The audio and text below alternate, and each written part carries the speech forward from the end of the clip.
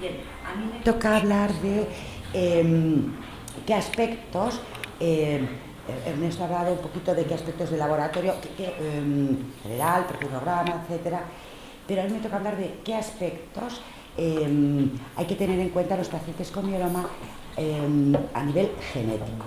Es decir, cuando nos llega una muestra, bueno, llega a consulta, cuando llega a consulta un paciente con mieloma múltiple, los clínicos, una de las cosas que solicitan, uno de los factores pronósticos que les van a ayudar a decidir, modificar, evaluar la terapia, son los aspectos genéticos. Entonces, les voy a explicar en este ratito qué es lo que hacemos en un laboratorio de genética para estratificar a los pacientes, buscar las alteraciones que limitan riesgo para modificar la terapia. Como ven, de los distintos factores pronósticos que ayudan al clínico a decidir o a modificar la terapia, aparte de las específicas del paciente, edad, el estado general, específicas de la enfermedad, como ven, o específicas ya del clon tumoral, de la célula plasmática tumoral. Es ahí donde donde les voy a explicar exactamente los aspectos citogenéticos como posibles factores pronósticos.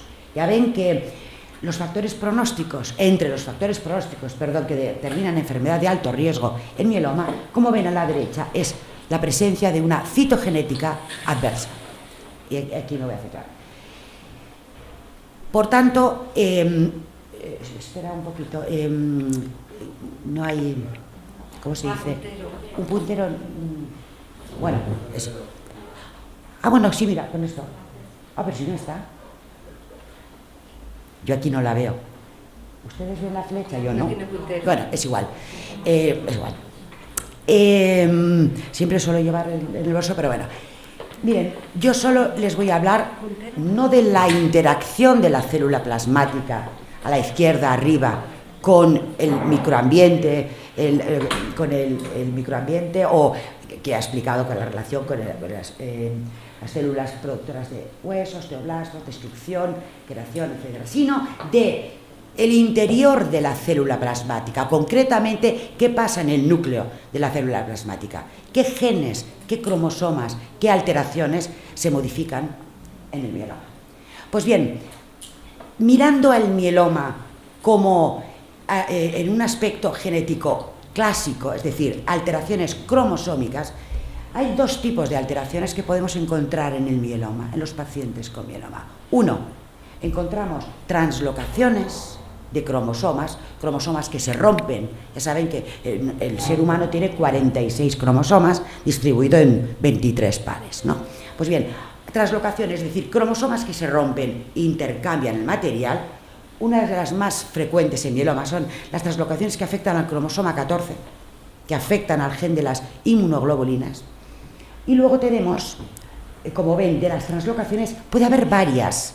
El cromosoma 14 transloca con distintos otros cromosomas.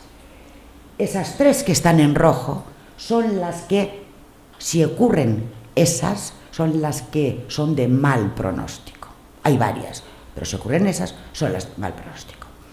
Luego hay otras muchas, pero que no, son neutras, es decir, no modifican el pronóstico. Luego tenemos otro tipo de alteración en mieloma, no solo translocaciones, sino hiperdiploidías, es decir, el paciente no tiene 2 cromosomas de cada, sino que puede tener 3 de cada. Esto hace que el número total de cromosomas no sea 46, sino que sea mayor de 46, hiperdiploide. Como ven, si ocurre esto, esta alteración está asociada a buen pronóstico, es decir, translocaciones y trisomías. Normalmente las translocaciones, las 3, estas son de mal pronóstico. Bien, esto hace que a nivel citogenético, a nivel cromosómico, solo atendiendo a las translocaciones y a la ploidía, el mieloma se subdivide en 2 grandes grupos. Lo que se dice el mieloma hiperdiploide, es decir, más de 46 cromosomas, o el mieloma no hiperdiploide, es decir, normalmente con 46 cromosomas y translocaciones IGH. Y curiosamente, estas alteraciones son primarias, es decir, aparecen, se describen incluso en la fase previa al mieloma de gammapatía monoclonal, es decir, son alteraciones primarias. Es a lo largo de la evolución al mieloma que pueden ir añadiéndose nuevas alteraciones.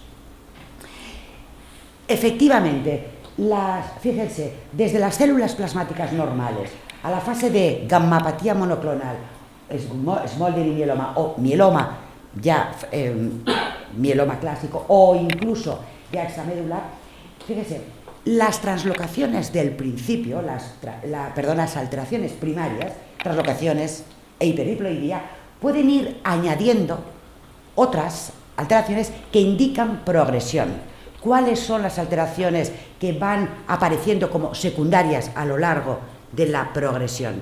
La famosa deleción del cromosoma 17, pérdida de P53, o bien amplificación de brazo largo del cromosoma 1 e incluso deleción de brazo corto del cromosoma 1. Como ven, hay entonces alteraciones que están desde el principio y otras que aparecen en la progresión. El valor pronóstico de cada una de estas alteraciones, de estos hallazgos, varía según el estado del paciente. Si está en fase gas, si está en fase smoldering, si está en fase mieloma o si está en fase de leucemia de células plasmáticas. Es decir, que va variando el valor. Otro tema, es normal que por tanto, ya hemos identificado todas las alteraciones de alto riesgo, 2 translocaciones fundamentales del cromosoma 14, luego deleción del 17 y amplificación y deleción 1B. Fíjense, también es normal que cuando analizamos una médula de un paciente con mieloma pueda tener el paciente más de una alteración de alto riesgo. Hay una cierta propensión a que un paciente pueda tener 2 o más alteraciones de riesgo. Con lo cual, estas 5 alteraciones que son las de riesgo, con lo cual esto hace que el valor, cuando decimos un paciente tiene una alteración, decimos es un paciente de alto riesgo citogenético. Pero si tiene 2 o más, hay ya un estudio que demuestra que eso se puede subclasificar en ultra alto riesgo. Es decir, lógicamente, más alteraciones, más riesgo. Entonces, ya tenemos en la mente lo que hay que evaluar. Vamos a ver cómo lo hacemos.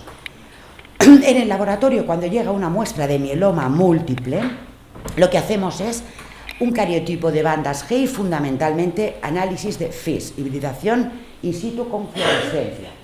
¿Para qué? Para detectar las alteraciones a la izquierda de alto riesgo, que ya hemos comentado cuáles son. ¿Vale? 2 translocaciones, deleción 17 y 1P1B. Estas son. Y por supuesto, cualquier anomalía vista en un cariotipo. ¿De acuerdo? Bien. ¿Cómo lo hacemos? Sabemos qué estamos buscando. ¿Cómo lo hacemos?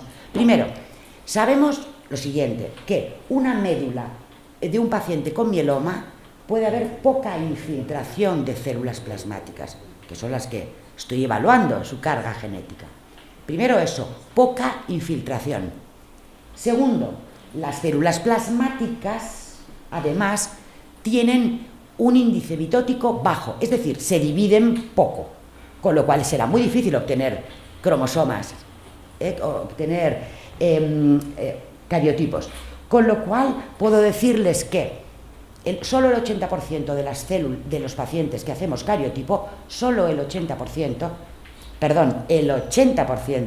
presentan un cariotipo normal, no es informativo. Es decir, el cariotipo me serviría para un 20% de los pacientes, donde encuentro cariotipos alterados. Y por cierto, cuando encuentro cariotipos alterados son muy complejos. Quiere decir que ya esto per se es encontrar un cariotipo así ya es un alto riesgo. Bien, por estas 2 razones, para evaluar los marcadores de alto riesgo elegimos hibridación in situ con fluorescencia. Pinto los marcadores con fluorescencia y los evalúo en núcleos. Ni siquiera hace falta tener metafases, cromosomas. Además, esto debo hacerlo el FISC en células plasmáticas aisladas. Cuando recibimos la médula ósea de un paciente con mieloma, separamos, bien por inmunomagnético o bien por Sorter, separamos literalmente, las aislamos, las células plasmáticas, y es ahí donde haremos el FIS, donde haremos la evaluación. Este es nuestro sistema de trabajo en el laboratorio. Muestra de médula ósea de un paciente con mieloma. Hacemos cariotipo de médula ósea total y miren a la derecha, FIS de células plasmáticas, con los marcadores 1, 2, 3, 4, 5 de alto riesgo. Ya que sabemos que queremos hacer estos marcadores, tenemos una estrategia de que en un único objetos, hacemos el mismo ensayo. ¿Ven? Analizamos 100 núcleos, 100 células plasmáticas por marcador y hacemos el informe. Bien, el informe que recibe el clínico es este. Aquí tienen, si se fijan en la parte del recuadro, 1, 2, 3, 4, 5 marcadores, los de alto riesgo. La segunda columna es 100 células analizadas por marcador. En la tercera columna, ven, 4 de 100, 82 de 100, 91 de 100. Aquí tienen un marcador que, última columna, resultado para el primer marcador negativo, para el segundo positivo, negativo, positivo y negativo. Aquí tienen un paciente que tiene dos alteraciones de alto riesgo. ¿De acuerdo? Entonces, el pronóstico se ajusta. ¿De acuerdo? Esto es lo que recibe el clínico y toma las decisiones pertinentes acerca de la terapia, porque hay para cada tipo de alteración observada una actitud terapéutica concreta. Y eso es cuando ya les explica perfectamente. Es decir, en resumen, todos los pacientes con mieloma, hoy, 2017, se hace un análisis citogenético como el que les he explicado, a todos, para identificar estas alteraciones.